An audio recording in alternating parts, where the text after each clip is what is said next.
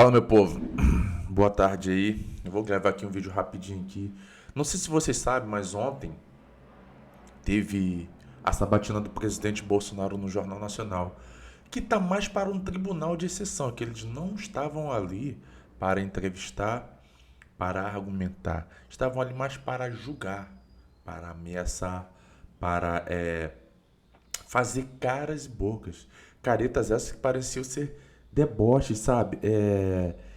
Então, fizeram muitos ataques, e isso tudo sem qualquer embasamento, totalmente infundado e apenas baseados em narrativas. E percebe-se que em todo momento eles mentiam na cara dura. Mentiam, tentando deixar o presidente Bolsonaro, que é então candidato à reeleição, totalmente desconfortável e que reagisse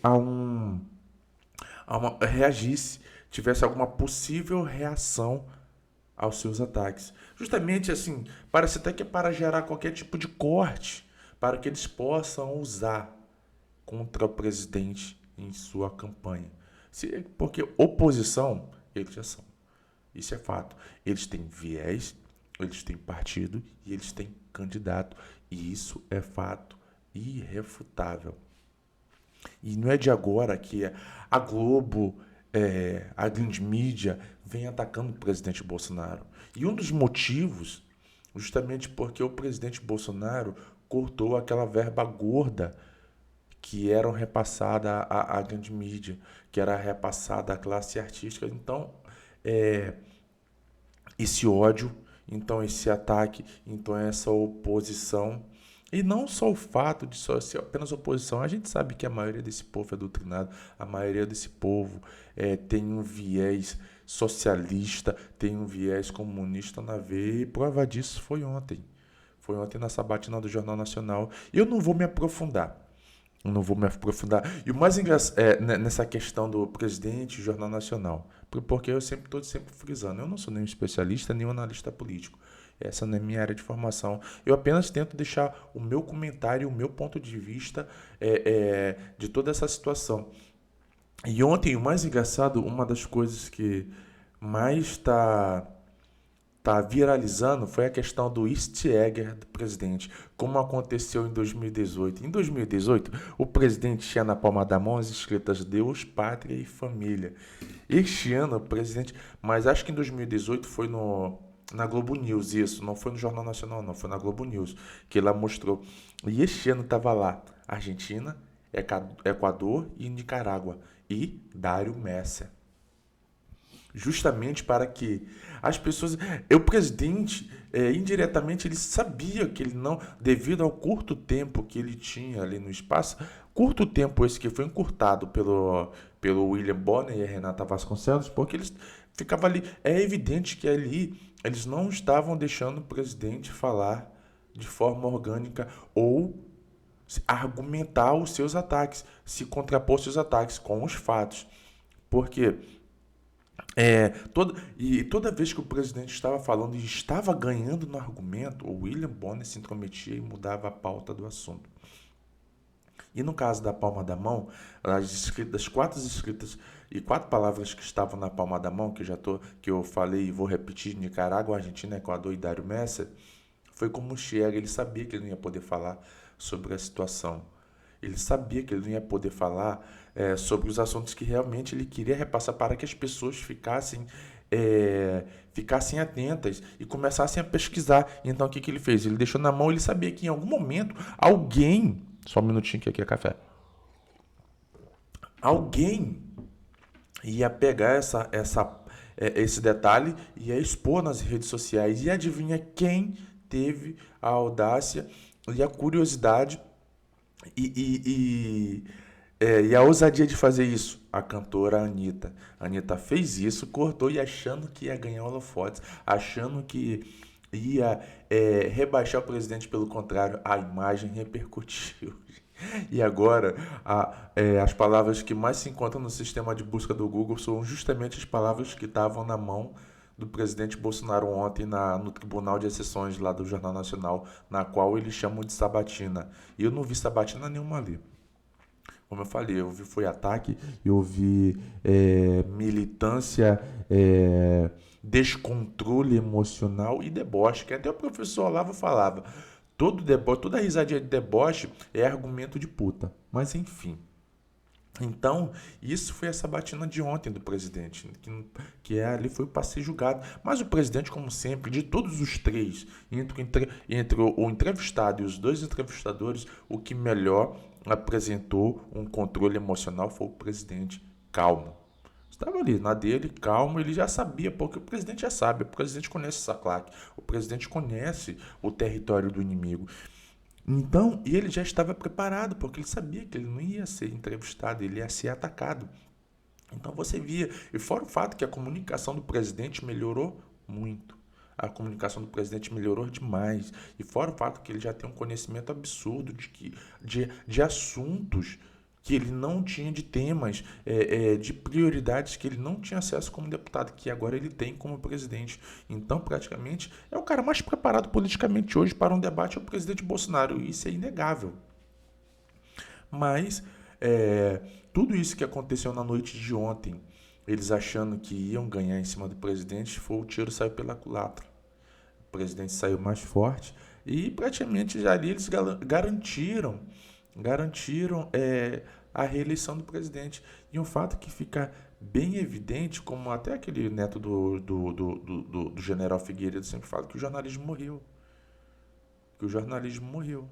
O jornalismo é a grande mídia que deixa bem evidente que hoje é mais fácil você é mais é, é mais atrativo assistir um podcast no YouTube, em um canal de qualquer rede social, do que assistir hoje uma sabatina em rede nacional feita pela grande mídia.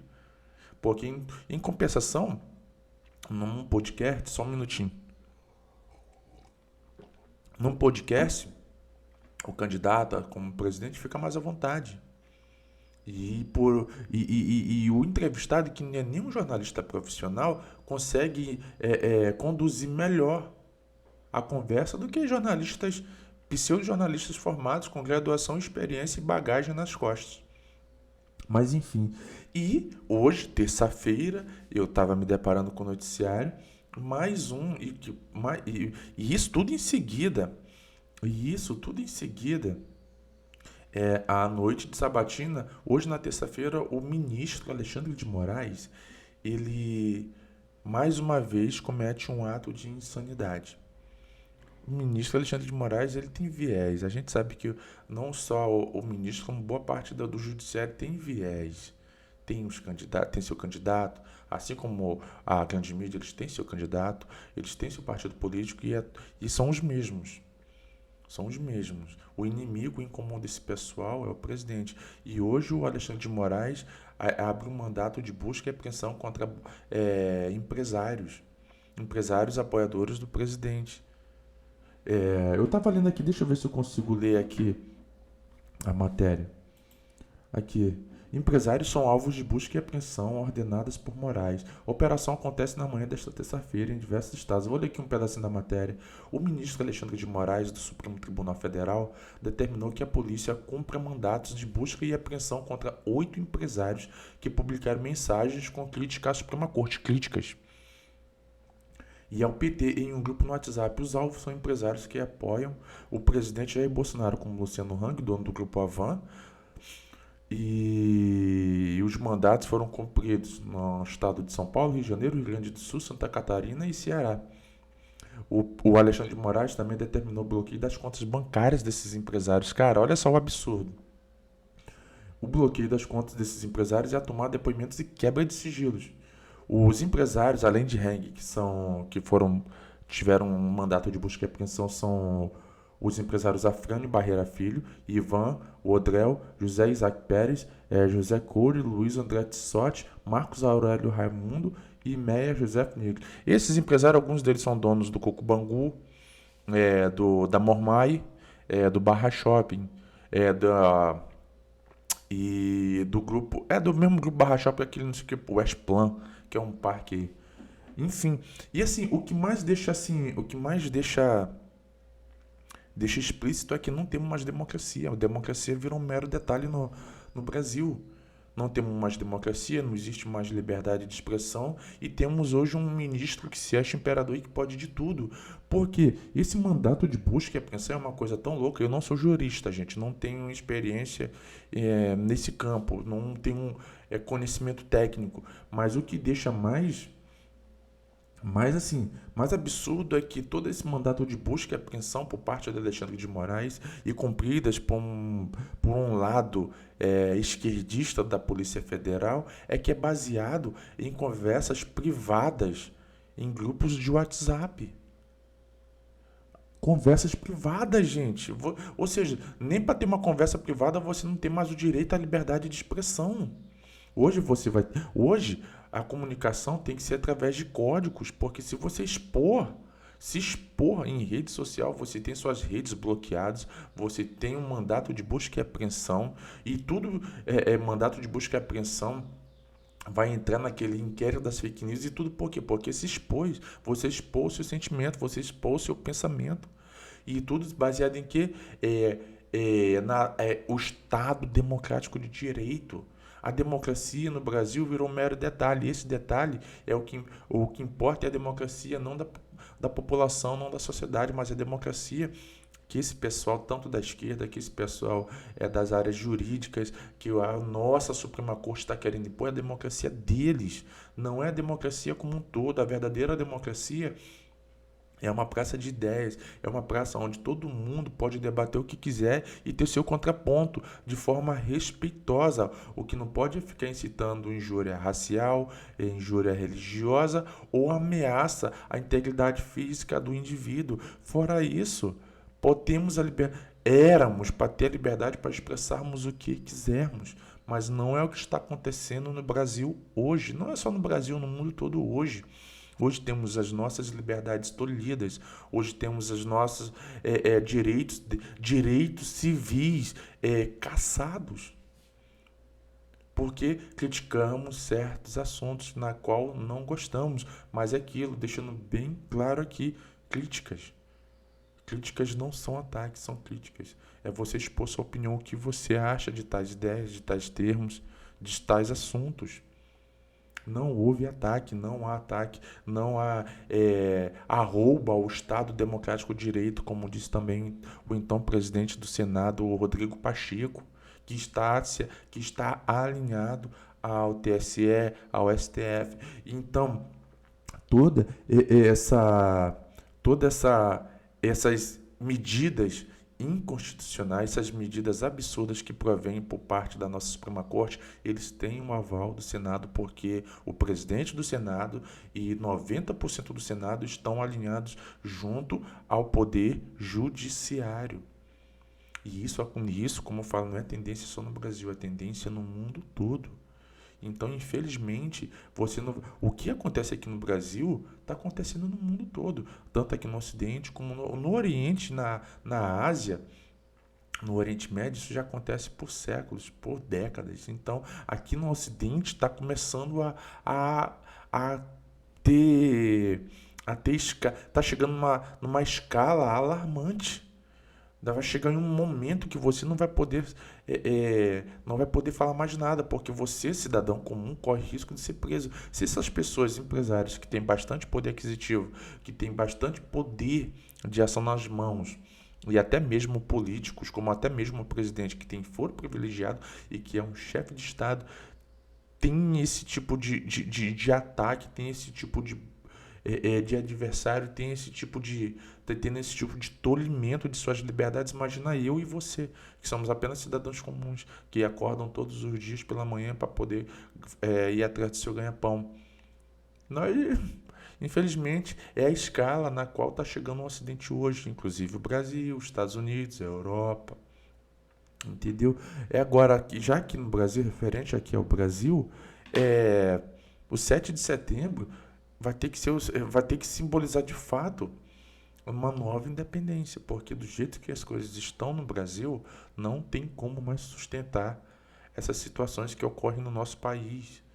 As liberdades estão sendo tolhidas, as liberdades de expressão, o livre pensamento, e está até nosso direito de ir e vir. Pessoas, como eu falei, empresários que geram empregos, milhares de empregos, que giram a economia do nosso país, que sustentam, que fazem parte do produto interno bruto do Brasil, estão sendo atacadas. E a gente sabe que isso tudo é viés político. Isso é tudo ativismo político. O ativismo que vem do judiciário, principalmente da nossa Suprema Corte, é político. Tudo por quê? Porque eles não aceitam, até hoje não aceitam o atual governo. E o sistema que eles estão inclusos, estão doidos para tirar esse governo. Estão doidos para derrubar o governo. O sistema quer o candidato deles, mas o povo não quer, o povo é contra, o povo não gosta dessas anomalias políticas e jurídicas que vêm acontecendo. Eles falam tanto em golpe, eles falam em golpe contra a democracia, em golpes contra as instituições, contra o Estado democrático de direito, mas o golpe que foi dado realmente foi uma anomalia política e uma manobra jurídica. Foi ter tirado o descondenado Lula da prisão e colocado para disputar a presidência. E esse foi o maior golpe. Foi a mudança de CPF. Foi descondenar o Lula e tiraram da cadeia por uma anomalia, por um malabarismo jurídico. Isso sim foi um golpe. Isso sim foi desonesto. Isso sim foi covarde, desleal com a população. Não é uma conversa privada de WhatsApp, como eles falam, que é golpe, que é isso, aquilo, outro. E também eles estão indo contra as Forças Armadas, tá bom? Só para ficar bem registrado aqui. Mas é isso, pessoal. Hoje estou fazendo um vídeo, não estou fazendo live. Espero que todos fiquem bem, espero que todos fiquem na paz. Fiquem com Deus, se cuidem e fui.